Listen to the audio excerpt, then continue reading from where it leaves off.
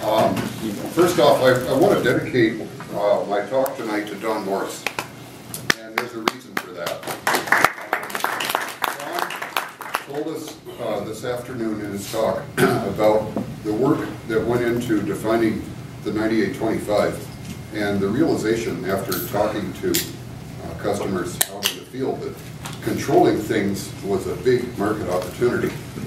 Boy howdy was it for Hewlett Packard, because they went on to sell an absolutely staggering array of desktop controllers and on into mini computers, and so on. The HPIB variant of the IEEE 488 was really the defining variant of the IEEE 488, and I believe that Dick Moore and Fred Hansen, am I correct, were active in that. Don, correct me if I'm wrong. Anyway, the 9825 changed the life of my father as a physics investigator, and he quickly realized that instead of homebrewing all of your data acquisition stuff in the 70s, which was pretty tough to do, you know, you couldn't just go on to SparkFun and order up a Raspberry Pi, right? Dad realized that automating his lab was the key to productivity, and it changed his career absolutely dramatically. And of course, I was a teenager at the time, so you know, he's dragging home a new HP desktop every once in a while. And you know, rule one is forget your homework and read the manual for the new HP desktop.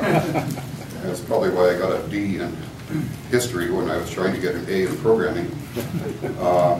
But Dad went on to buy every HP desktop computer ever made, and his lab, he passed away last year, but his lab was an absolute HP museum of measurement automation.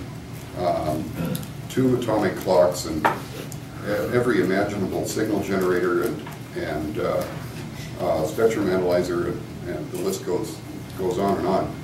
And I've cut my teeth in programming in his lab on these HP desktop computers, and that's why I'm here.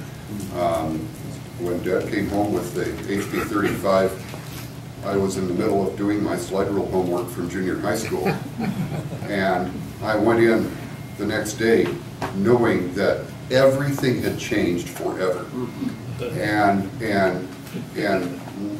it was probably one of the most seminal moments of my entire life, quite frankly. And so it was just charming this afternoon to hear Don talking about the progression of getting the 9825 defined, because the consequences for one family in Oregon were absolutely mind-boggling. Dad went on to have a dozen or so PhD students that all learned HP instrumentation and automation along the way. And so he now has graduate students that are still doing this. And obviously the technology's changed along the way. So anyhow, it is with inconsistent. And by the way, when I got to HP myself, Don was one of my mentors in the early going. And exceedingly happy that you're here, Don. It's absolutely mesmerizing for me.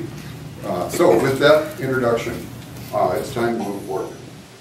So what I want to talk about is the HP Prime. And I wasn't at dinner the other night. Doggone things time out. I got to run the program again. But I did bring my Happy Prime calculator here. And what I want to talk about is 3D printing and machining from the Prime. And let's see, this thing is the slide changer, is it? Let's try this out. Everybody has to learn this. The bottom one, the bottom one. The bottom one? That's way too intuitive. Yes, exactly. Okay. So I want to start where I left off back in 2013 when I was here at the last conference. And I shared with you my interest in astronomy and old scientific instruments and that kind of stuff. And you'll see in the bottom picture there a 3D printed rendition of Kepler's spheres that was done in SolidWorks, and it was inspired by the sketch in Kepler's book. Yeah, that's 2013. And so during a question and answer session, I threw down the gauntlet to Surreal and to Tim. He said, hey, you know, 3D printing's happening. You ought to be able to do that. And I had already showed a picture of using my CNC mill to do a little wavy function with an engraving cutter and a piece of wood. But, you know, that was a Windows program, and big disk drives and lots of memory and a color display. Pretty cool stuff, right?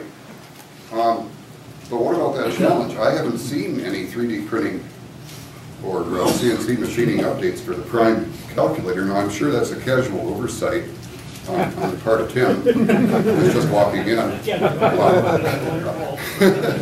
You forgot to put in the 3D printing function that we talked about. I'm sure you'll get to it. 3D drafter is getting made right now. Awesome. Okay. So anyway, that was 2013. So Jim, you know, what have you been doing? Well, here it is in 2016. It's working. And that's what I want to share with you tonight. And so I want to talk about 3 ways of 3D function visualization on the Prime. Actually, one's on the Prime, the other 2 are off. And then I'm going to add to a 4th to that. We start out with the idea of grayscale visualization of a function. So everybody in here knows how to do a parametric plot. And so here's a function showing in grayscale on the HP Prime. And if I would advance to the next slide, that's the function. It's sine xy, cos xy over sort of 3.5, plus or minus 3.5 radians or so. It's a convenient function because it doesn't move very far. Now, you can certainly imagine doing functions that would have some awful slope to them, but for physical machining constraints, this has a very pleasant function range to be experimenting with.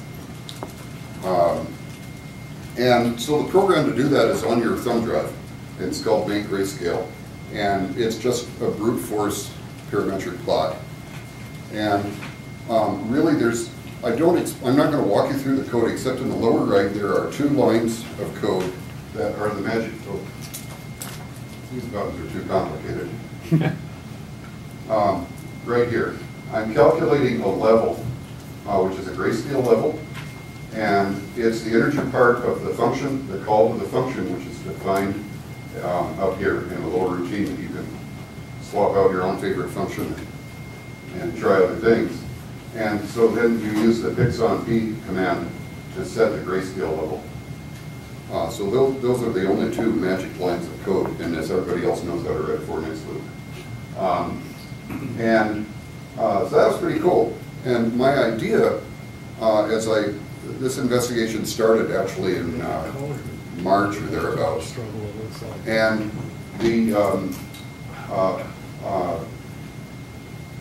I think I updated my Prime to a more recent software in March or April, somewhere in there, and that's what gave me the functions that I needed to interrogate the display. So I thought my initial approach would be to interrogate the display after any arbitrary function, scale it up, find out, you know, what's the range, and then machine to the 255 levels.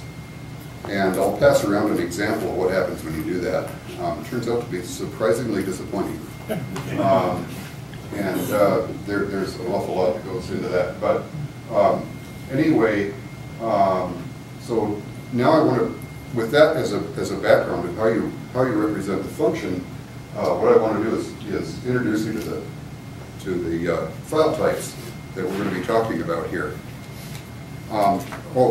Right, this is where I'm supposed to give Dave Ramsey a plug. You guys have seen the file here, okay. I had considered doing a line plot in 3D, both as an engraved function with a CNC milling machine or as a 3D printed plot, and I kind of chickened out because I didn't think it would look very good. Oh, by the way, I don't have a 3D printer, so I use the Shapeways service in New York. You mail them your STL file and you get plastic back. Or other things, as I will show you. But look at the contrast, okay? So you could easily imagine 3D printing the background of a calculator plot and then the nice blue line coming across showing a function plot. And if the printer had decent resolution, you'd probably label the axes too.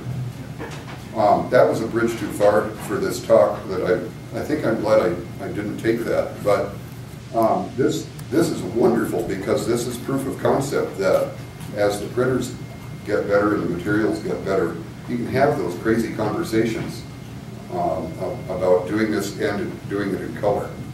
So David, thank you for bringing this because that's really a treat to illustrate to me that idea can really happen. So what we're going to talk about are basically two kinds of files that we're going to generate on the HP Prime. And the CNC file is for subtractive machining. And it's a series of instructions that tell a spindle to move around and cut away material with a spinning cutting bit. And anybody who has done plotting with the old pen plotters, I'm sure many of you here remember those and have used them. Still have one. You know, the basic, yeah, the cool people still have one, right? 7470 option 3. Ooh, option 3. Ooh. Okay, now, It's for sale. the general idea is you go somewhere and you do something interesting. You know, pen up, pen down, go somewhere, pen up, pen down. Okay, so if you're familiar with the HPGL plotter commands, learning how to configure a CNC cutting file for basic operations is actually surprisingly easy. So the CNC files are representing material subtraction. Okay, we're making chips, throwing them around the shop. Hopefully we're not throwing the tool bit around the shop, although that does happen on a microscopic scale. Sometimes not so microscopic. Don't ask me to explain that. STL files, on the other hand, are for 3D printing, and they don't describe the action of the 3D printer. What they describe is the object. And I'll show you, I'm going to take you into the structure of both of these file types. And by the way, these files are not small. They can range from a few tenths of K to a couple hundred megabytes. I think my own record in file size was maybe a third of a million lines, something of that order. Not entirely sure, because I didn't run it. Oh, wait a minute, darn, this is a calculator conference. How are we going to do 800,000 lines of code on a Prime? Well, let's see. Tim can't talk to the serial port, can we? No. Okay. Let's see, once again, you walk into the room exactly when I'm calling your name. Well, I left when I heard you were going to talk about it. So it's not that, I mean, there is a serial port on the device, right. One of those pins somewhere. We don't use it or have it connected, because who uses serial anymore? But the problem is the OS that the application runs on, and again, we're talking here, think of our calculator thing as an application running on the host OS. Right. In this case, that host OS, the USB is not generic. It's hard-coded to only support the specific things that we told them to do, and it's not, right. You know, we can't plug in a generic serial and have it work, so there's actually quite a bit of work to get that going, and it's in code that we don't have, and we can't see, and so, yeah, it's something we're thinking about. Well, so the host, for those on the video, what is explained here is that the hardware is just not in a position to support the generic serial port programming that us old-timers are accustomed to. Good news is, I don't think we need to. I think connectivity options and expectations have changed enough that we can sort of not care. But, you know, we still have this problem of generating a large text file on a machine that doesn't natively support text files in the user programming language. What are you going to do? Well, we invent text files anyway. And the way we do it is we put strings into list objects. And then the question is, how do you get strings out of list objects? And that's where you need two things. So like the Beatles said, I get by with a little help from my friends, right? So there are two friends here. The first is the HP connectivity kit. And what you do is you take a backup of the calculator and you get a zip file. Inside the zip file, voila, on the right side of the screen you will see list files. Okay? So you drag the list file out of the machine, or out of the zip file, kicking and screaming, and open it up in an editor. Wow, look at that. It's got to be in hex. Can't read it. Well, darn, and it's so close, right? I mean, you can see, oops. These buttons are complicated. You can see text in there. There's a little bit of human readable text. I'm going to go into how it's structured here in a moment. But there are a few problems. The first is that I was unable to get more than 10,000 strings into a list. And that was a real shock. But that's okay. I didn't take it personally. The other issue is the strings are in reverse order, and there's probably some wonderful reason for that. And convenience of the programmer, and who would be silly enough to open one of these things up in an editor anyway. Well, it turns out decoding a list object is partially explained in one of the calculator forums. There's a guy published, I don't remember which forum I saw it in, but a guy showed how you could look at the header for an object within a list and decode what it is, and then after that the bytes tell you how big it is and you can read it. And he mentioned everything except strings. Great! Okay, so now what do? Well, insert brute force, and then you have a quick problem. Didn't I just say 10,000 strings? But I want to make an 800,000 line text file.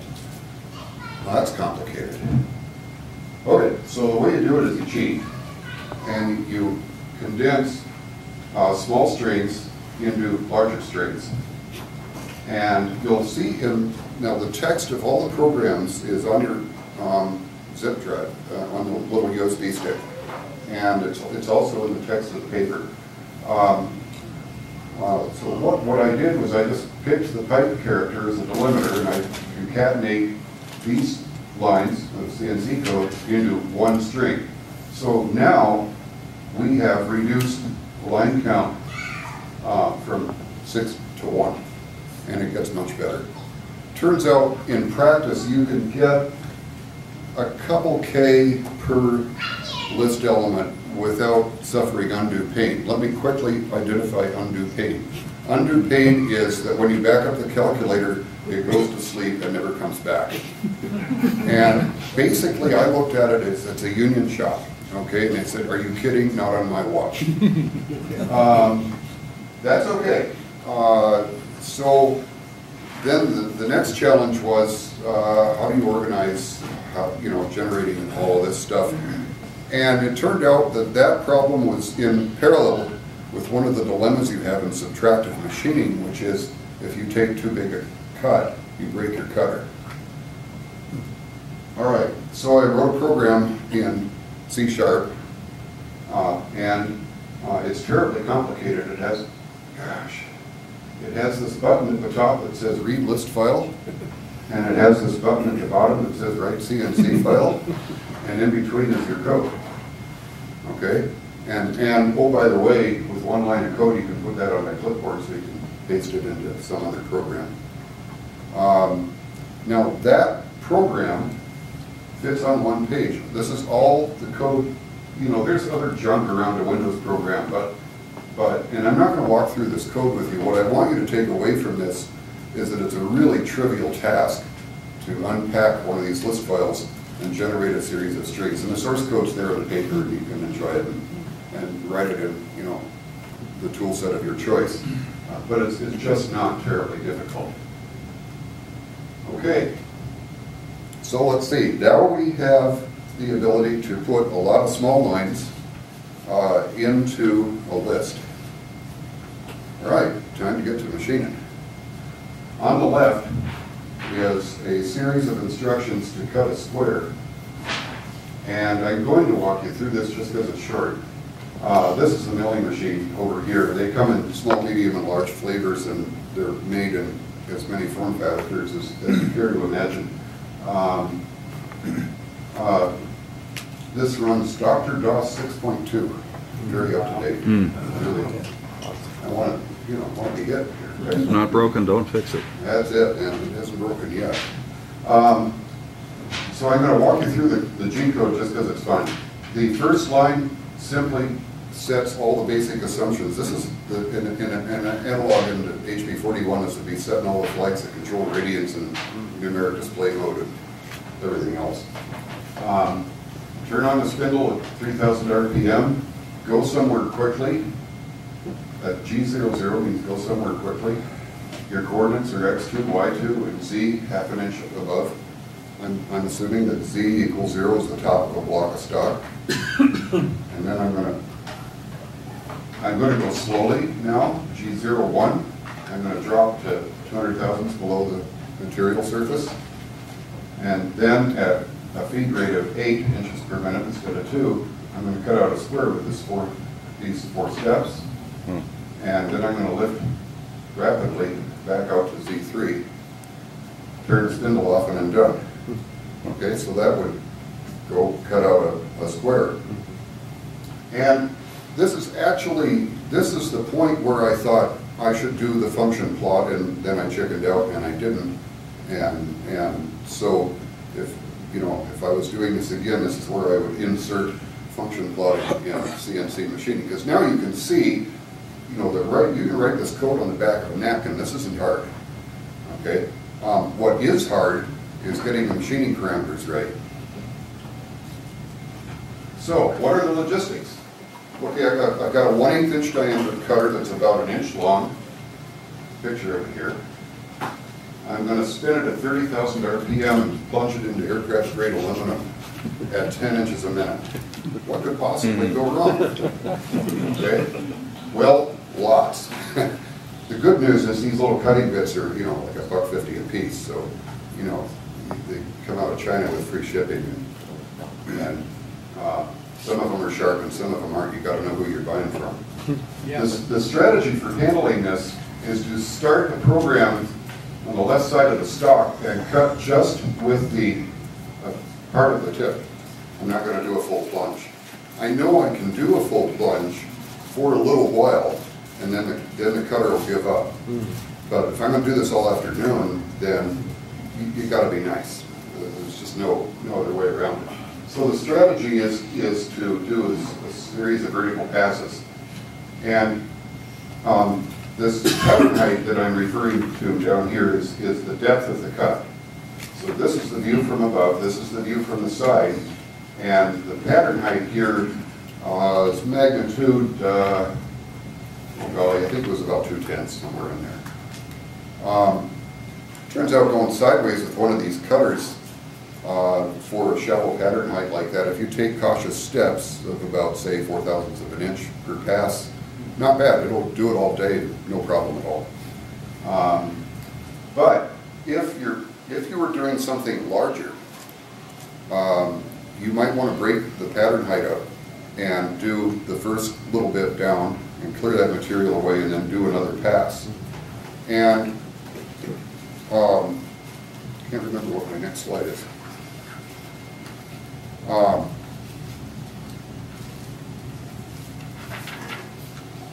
Okay, so imagine breaking this up into 2 or 3 layers as needed, and then making each one of those layers an entry in a list. So list 0 would be your first pass, list 1 would be your second pass, list 2 would be your third pass, and so on. Right? With that, here's again, I'm not going to walk you through all the details of the code, but what you're going to be doing is you're going to define the function. It's like the grayscale program that I showed you before. You're going to define the numeric range, define the size of the stock, And in a while loop, you're going to generate lists at what I call a pattern height step value. So if you're doing a 6,000th, or sorry, a 6/10 pattern height, and you only want to go 150 thousandths, per step, then you're going to do 4 of these. Okay, so then you do a finish pass at final depth and a horizontal cleanup pass. And that horizontal cleanup pass, I'm going to start sending around an example of why you need a horizontal cleanup pass. The first one I'm going to send around is a block of wood. Wood has grain, which is really inconvenient in the machining world. And in the grooves here, you'll see where the grain has lifted out. And you can beat that problem up with feeds and speeds, but sometimes you have to beat it up with the direction you're going with the tool bit. The other thing you'll see in this is that this was done at the 255 grayscale step. And so you'll see some of the granularity that comes from breaking the function up. You'll see some wood grain that's piled up here. You'll also see one of the early experiments. I'm bringing, by the way, most of the bad looking stuff because it's really more interesting. Here's what happens when you change the scaling of the plot, and it goes, several more radians in direction. You get a much sharper function. So I'm going to hand that around, and then the next one I'm going to hand around has the same problem, but with a lower function height. And here's where I want to emphasize the importance of picking your pattern height correctly. This second one that I'm handing around came out a little more, a little nicer, but it still has a raised grade problem.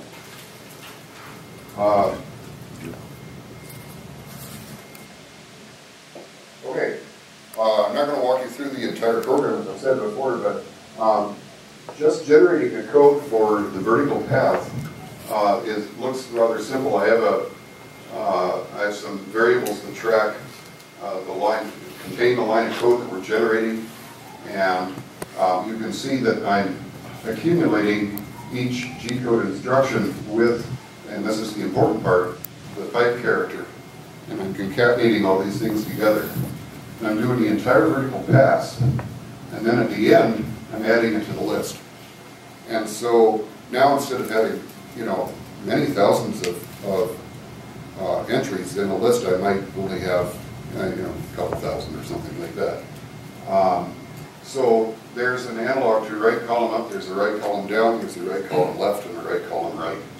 And you'll see that in the code, it's in the paper there. Okay, so now what I want to send around, I'm going to send around 2 bits of aluminum. And the longer one is the first experiments that I did with machining with the engraving cutter. On the bottom of one, you'll see a rather swept pattern here. That's what happens when you screw up the scaling factor, and you don't know it until you're cutting metal. And so and there's patterns on both sides, and then the shorter one here has the sort of the final refinements of the machining strategy, and so I'll send those around for you guys to see.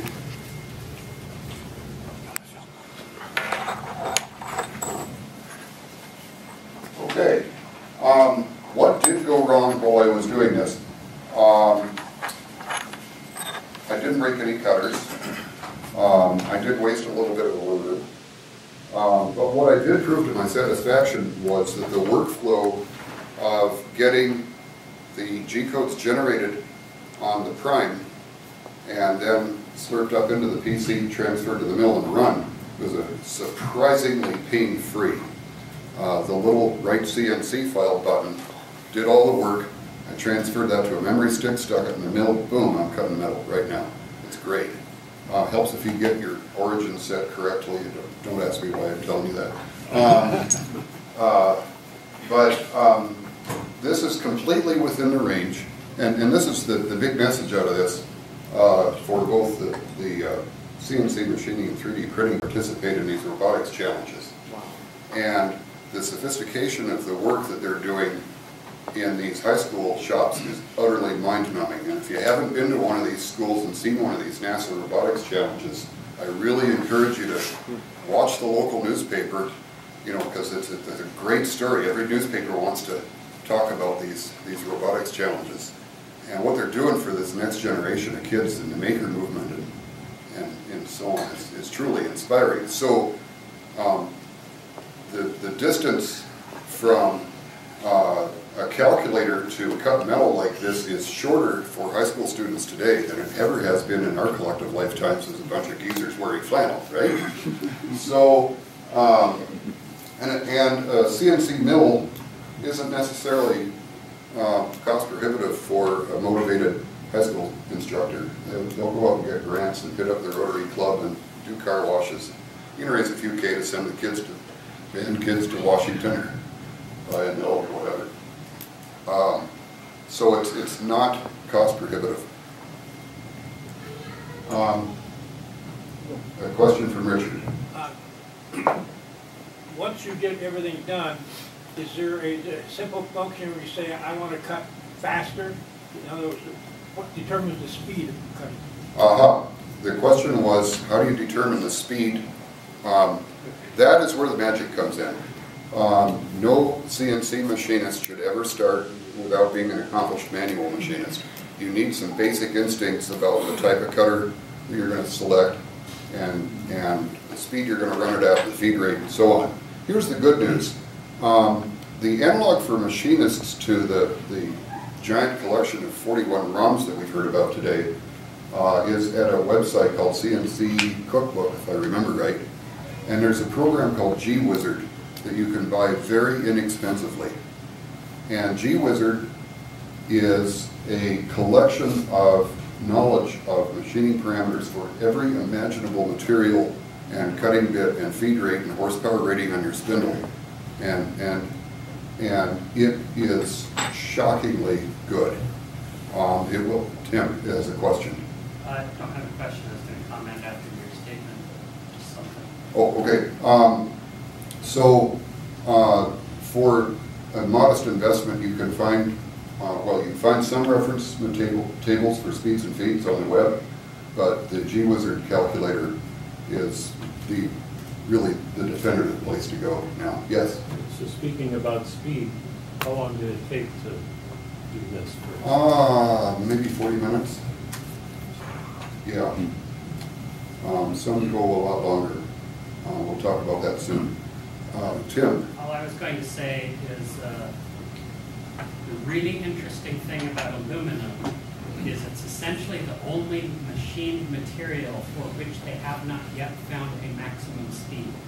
Most materials, the various types of steels and woods and other things, you have a maximum speed where you cannot go higher. With aluminum, with the proper amount of lubrication, the right type of lubrication, well, it's cutting and the cutter head and a more powerful spindle, you can actually go as fast as you possibly can go. So some of these 5-6 axis machines, download and watch a video of them. It's amazing.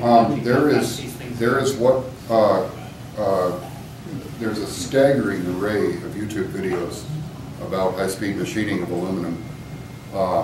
You can lose your productivity for a week just following the links. There is a guy called NYCNC on YouTube, and you want to follow, if you've never looked at any of this stuff, this is a guy who is doing videos about the use of CNC machines that can be purchased by mere humans as opposed to entire corporations. And he highlights the Tormac machines, which are pretty affordable in the CNC world. But even a little Sherline, it's not terribly rigid machine, but it'll cut stainless all day. So you just have to get the speeds and feeds right. The teacher that's going to do this is going to need to know some basic parameters about this, but it's a fairly low bar, and most of them, if they already have a mill in the shop, they know what they're doing already. Okay, moving on to 3D printing. I mentioned that in 3D printing, we talk about what are called STL files, stereolithography. Now we're describing the object instead of the cutting process. And what I want you to take away from this slide, first of all, is we want to talk about a solid, but in the 3D printing world, we break them down into triangular facets.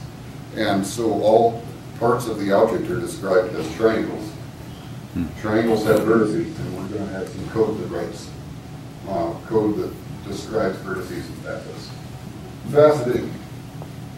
If you want to describe a sphere, obviously the more facets the better. The trade-off, however, is that once again you run into a problem. If you have a huge object and a lot of really small facets, you can run out of memory on the HP prime. But for a modest object, the STL file is dramatically smaller than the CNC machining file. And so you can get about as wild as your programming will let you. So how do you do this? Well, I mentioned triangles. And I'm going to start handing around, in the back there, Eric is printing an example of this plot, and that's what's been going on. Eric, did it work? It malfunctioned. It malfunctioned. At some point, did a Z-step that was a significant fraction of a centimeter, so then everything else was hanging in the air. Oh dear, okay. So what happened to Eric is roughly identical to a story that I'm going to tell you at the end of the talk. And somebody, please ask me to tell the crater story, and I won't explain what that means yet, but remind me at the end because I'll forget otherwise. So Murphy's Law is prevalent in all forms of machining. Eric has had that happen now, and he's working on Plan C, I think. But the idea was to actually have a printer in here and knock one of these things out. What I'm going to hand around are the first two versions of printing this function that I did. In my case, I sent the data file to Shapeways, which is in New York, and uploaded the STL file and picked the material I wanted to print in. Their software approved the print. And it's, by the way, if you've never worked with Shapeways, it's absolutely amazing service. The knowledge in their web front end is indescribable. They print a lot of different materials, and they're friendly folks, and it's affordable. So this was, like a $2 print in aluminite. Not very expensive. So I'm going to hand that around. This is metal. This is aluminum powder that's been sintered together. Okay, and it's quite nice. The second example I'm going to hand around is also from Shapeways, and this was printed in sandstone, and it came out really well. This doesn't describe, this doesn't have the facetization that you get from the grayscale levels as extreme as some of the other examples I've handed around. So for each triangle, I actually used the function value instead of the grayscale from the display. I thought it came out really well. I kind of wish I picked a different color, but that's what I did. Is that printed subtractive or additive? This is all additive. Yeah. Sandstone? Yeah.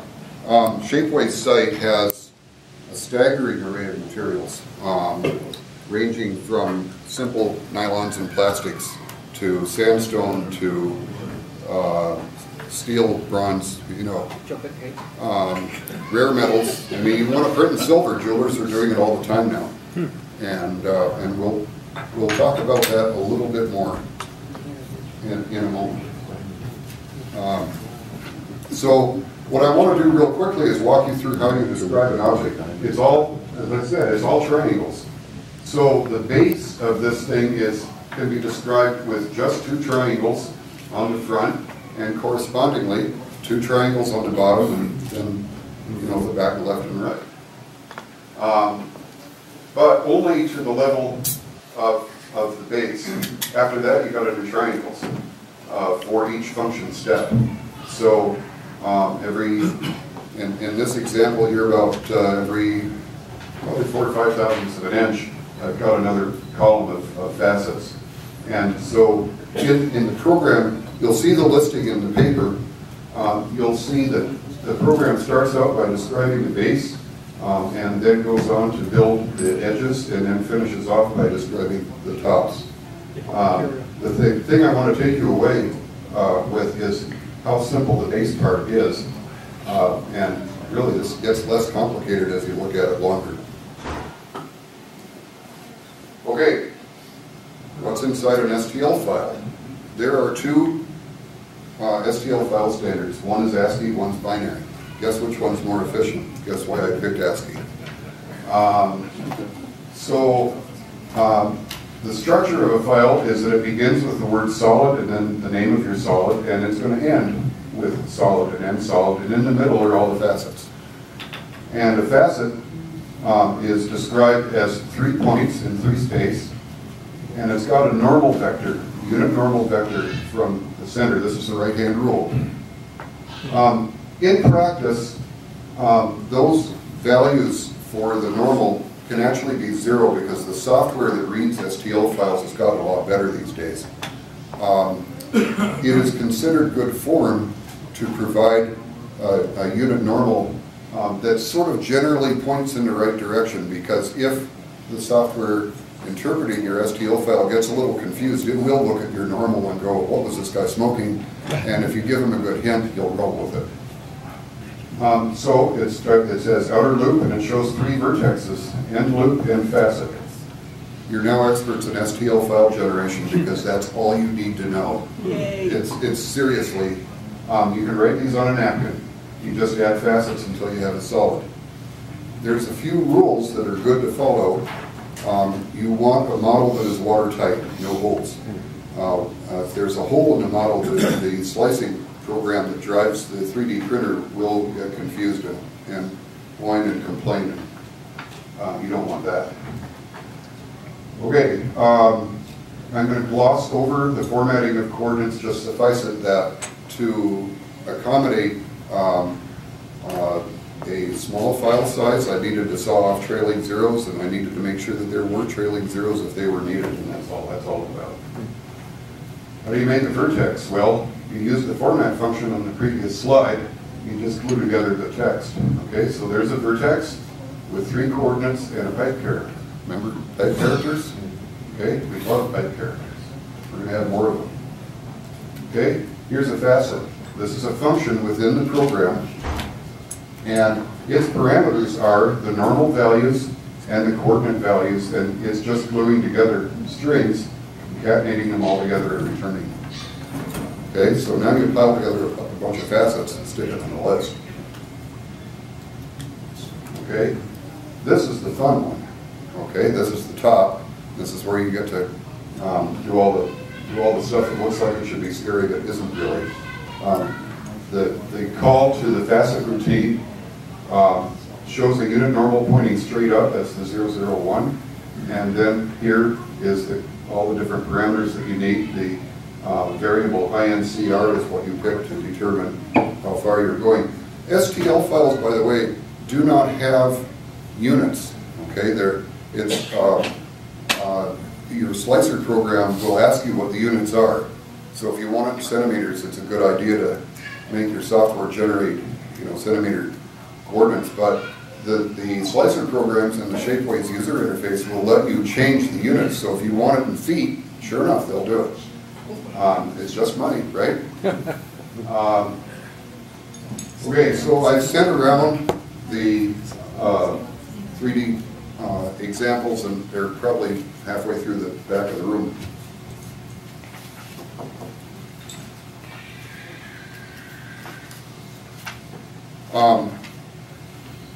I was mentioning classroom use before, okay? In the back of the room, everybody's seen Eric's printer now, which is busily taking another shot at this printing project. At roughly the same physical form factor as Eric's printer, you can have a CNC mill. And this one is, on the left here, is sold by Shirtline, which has a really solid reputation in the hobbyist field for making a nice lightweight mill that can be CNC if it wants to be. You can buy these in all kinds of configurations. The prices of these critters are roughly the same.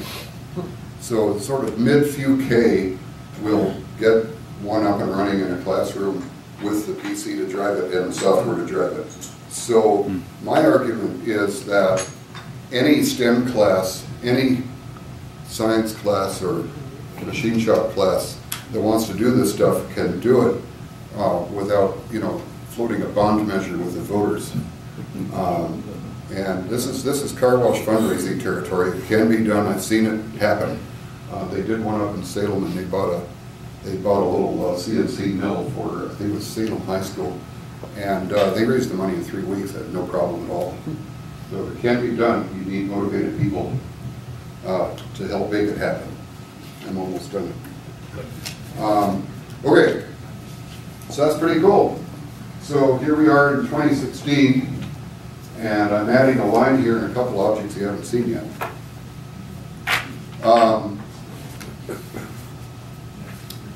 In 2013, I showed you the Kepler spheres thing. Okay, well, 3D printing has come along a little ways. Okay, here it is in metal. This is bronze.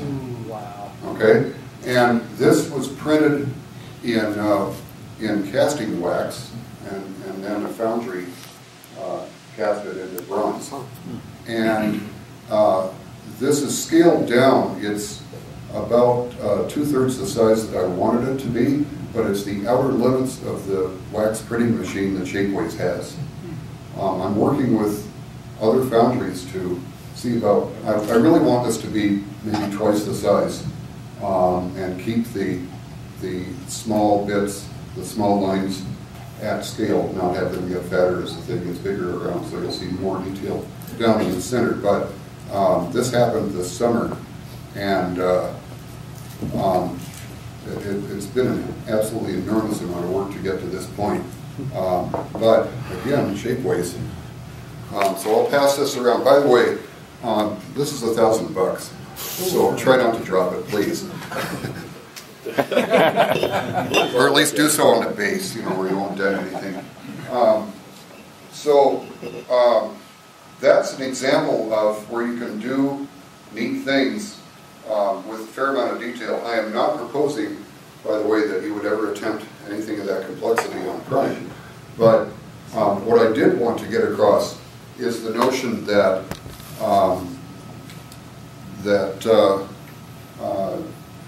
these technologies are more and more accessible, and the Fusion 360 software is something you want to follow. This is pretty sophisticated CAD/CAM software for free, and if you check the box that says I promise to send you money if I make more than $100,000, you get on board with an extremely powerful tool that's evolving very quickly, and it's taking hold very, very rapidly to replace AutoCAD and MasterCam, which is $12,000 worth of software right there. This world is becoming more affordable at an absolutely staggering pace. Okay, some of you know I do paperweights at home. Had to bring this one along. I'm going to share just the last two machining interests, and we'll see what happens in 2019. I wanted to do an Archimedes spiral in 3D, and so I just broke down and grabbed an 1/8" cutting bit and went to town. So I'll send that around. And that was just a 2-hour job, no big deal. What was more fun was that I've also had an interest in topology. And you, the taxpayer, have very kindly provided via the USGS all planetary data on the web. And so if you want to get elevation data for Ceres, it's there. If you want it for Pluto, it's coming together. We really got it for the moon, and we really got it for Mars. Okay? Here is Olympus Mons carved out of a piece of oak. Okay, I'm going to send this around. And the secret to this is shockingly close to the demonstration that I've given you with the plotting the function off of the prime. The way this works is that elevation data is available in the form of grayscale. Hey, didn't we just talk about machining in grayscale? Okay, that's how this got done. However, I cheated. On this one, I used a program, a commercial program that's, I think $200, $250, called MeshCam. And it's really great for sign makers and people that want to do relief carving. It's shockingly easy to use and beautifully thought out. I can't say enough good things about it, and it's the best bargain in CNC in the universe, period, end of story. Wonderful, wonderful software. Well, that was wood. How about aluminum? Okay. Now, somebody asked how long these programs take to run. This is 13 hours, folks. This is done with a 5/64 ball end mill, and I got a lot of sleep while it was happening. Aluminum? Yeah, this is 6061.